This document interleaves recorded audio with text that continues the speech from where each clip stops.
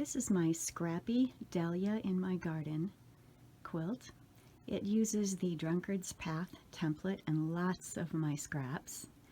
It also uses the Rhombus template, and it's just a very beautiful scrappy quilt.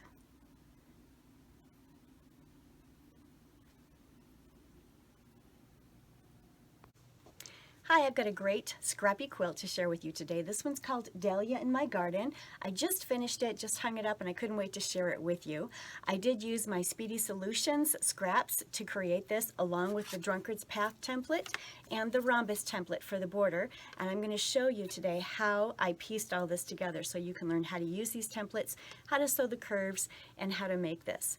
I did use my Speedy Solutions scrap stash, and if you haven't watched my video on how to cut, sort, and organize your scrap stash using your Speedy Solutions techniques, you want to take a look at that. I've linked the video below so you can watch it. And I also have a corresponding book here. It takes you step by step through those Speedy Solutions techniques. My name is Lori Dickman, and thank you so much for stopping by my channel, Quilting with Lori. I hope that you'll like and subscribe to my channel. And now let's go ahead and get started so I can show you how to put this beautiful scrappy quilt together. So we're going to take a look at the tools and the fabrics that we're going to use for this quilt. I'm using a 9.5-inch Drunkards Path template. You can find these out on my website, quiltingwithlori.com. And I'm also using a rhombus. And we're just going to be using the top portion of it, the triangle portion. And I'll show you how we'll cut our fabrics to accomplish that. Now, for the Drunkards Path, I'm actually pulling 10-inch squares from my Speedy Solutions scrap stash. So you see one here in red and in white, or cream. And I have cut them out, and I like to stack them 2 or 3 at a time. And you'll see I cut out the background here, and you'll see that I cut out the pie shape there. Let me show you how that was actually done.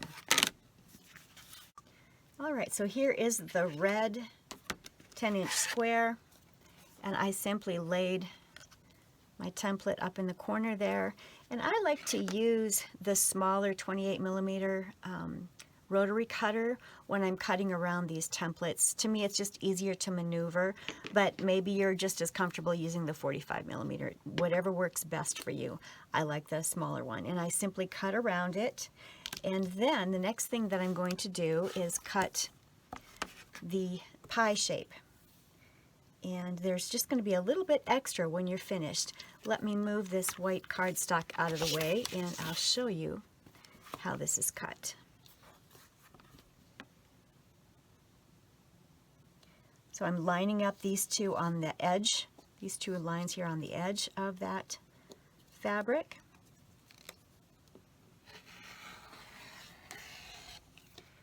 I think I missed a spot there.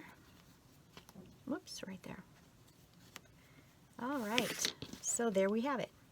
And that's all that's left from that 10-inch square from your Speedy Solutions. So what we'll do when we sew these together, we'll sew a light with a dark and a dark with a light.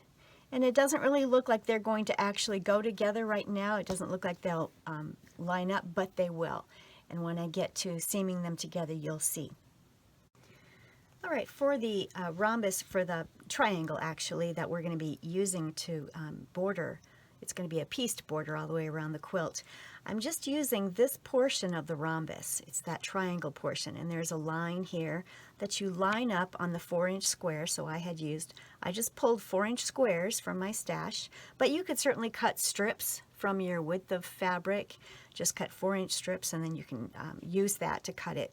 And I simply cut on each side across the top, and then these little corners here. Let me show you how I did that. So we have 2 of them lined up here. I'm lining up this line on the template with the bottom of the fabric there. And I'm simply going to cut on each side. Whoops, and then there's a... And then I'm going to cut these little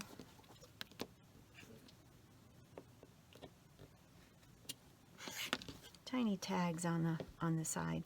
And there we are. That's all there is to it. Those you could add to your Speedy Solutions scrap stash. It might make a 1.5. No, it actually doesn't make a 1.5 inch square. So this is probably something that I would not keep. I'd put this in my pet pillow, and you'll find that pattern in my Speedy Solutions to cut and organize your scrap stash. I would cut these smaller and put them in my pet pillow as stuffing. But here are the triangles that we're going to be using to piece the border for the outside border of our quilt. So here is one Drunkards Path unit that has been sewn and pressed, and I pressed the seam allowances to the dark, as you can see here. Now I'm going to show you how I pinned that and how I proceeded with sewing that together. The first thing that you want to do with your units is take them to your ironing board and fold them in half and press a crease down each of them. So here we go, fold it in half and press a crease. And that's very important. We're going to be lining those creases. So once you have your creases pressed in the units, then we're going to pin them. And let me show you how you pin this. First thing we're going to do is line up those creases, right sides together, of course. Line up those creases and pin that first. So that is pinned. Now it's important that this straight edge here line up with that straight edge. So we are going to bring it around like this and pin along that edge there. So that's lined up straight there. We're going to bring this straight edge here and line it up with that straight edge there. And we're going to pin. All right, it looks a little funny right now, but we're going to add a few more pins, and you can add as many pins as you need to. I'm just going to add one more pin. I'm going to divvy up this bulk here between the center pin and the outside pin, and I'm going to put one right there. You could, if you felt like you needed to, you could add a couple in between. Once you get to the point where you've sewn a number of these, you'll get more comfortable, and in some cases you won't even need to use pins. You'll get so comfortable with it that you'll be able to sew it without even using pins. But this is what the unit looks like pinned. So here's a pie shape facing me.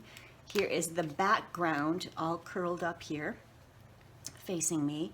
I prefer to sew the units with the pie facing me, so the background is underneath, and that way I can feed that bulk through.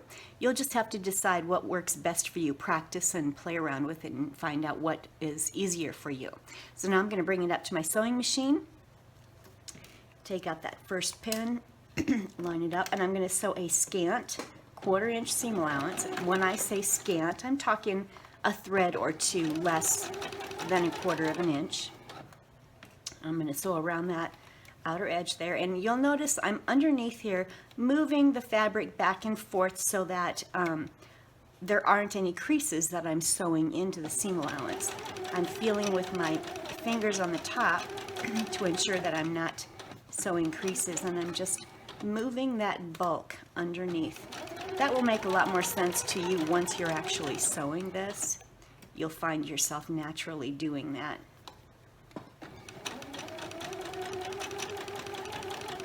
Just moving that bulk around.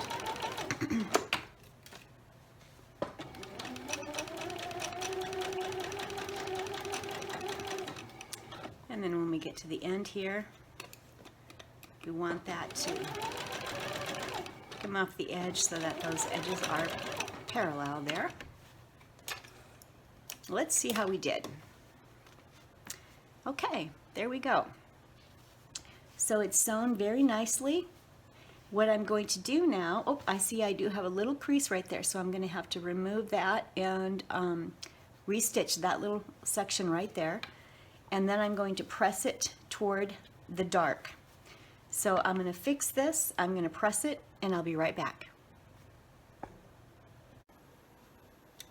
So I have repinned another Drunkard's Path together, and I've moved my camera because I want you to be able to see me as I stitch on the sewing machine, and from the other angle you couldn't see that. So again, I've got everything pinned. I'm going to line it up under my machine, remove that first pin. I'm going to sew a scant 1/4 inch seam allowance. And then as I sew, I'm just maneuvering the fabric underneath so that I'm not sewing any creases in that.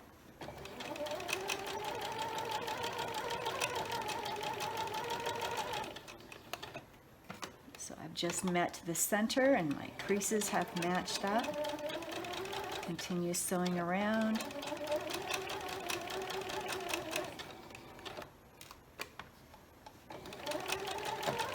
And again, when you're sewing this yourself, you'll understand more what I'm talking about as I'm maneuvering this fabric underneath.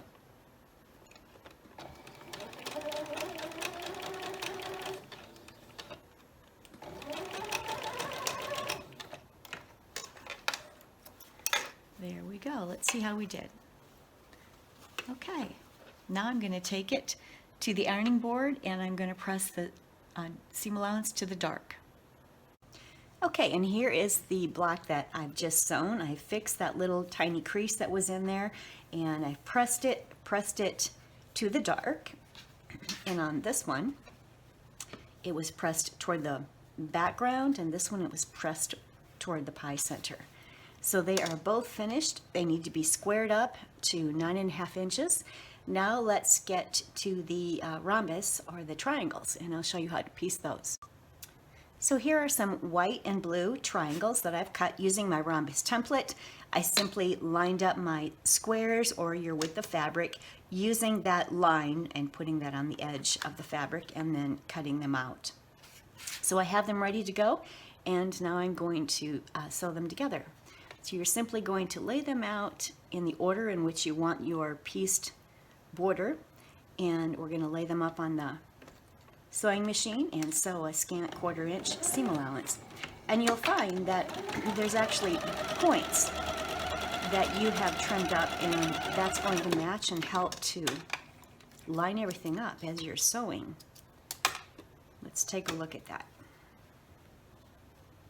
There we go, and I'm going to want to press that to the dark.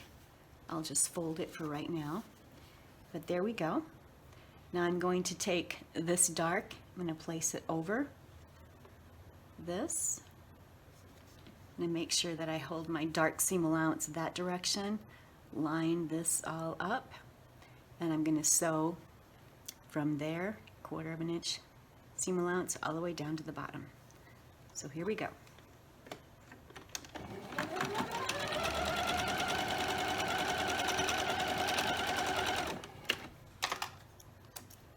Let's take a look at that. There we go. And then we're going to do it again with another white one.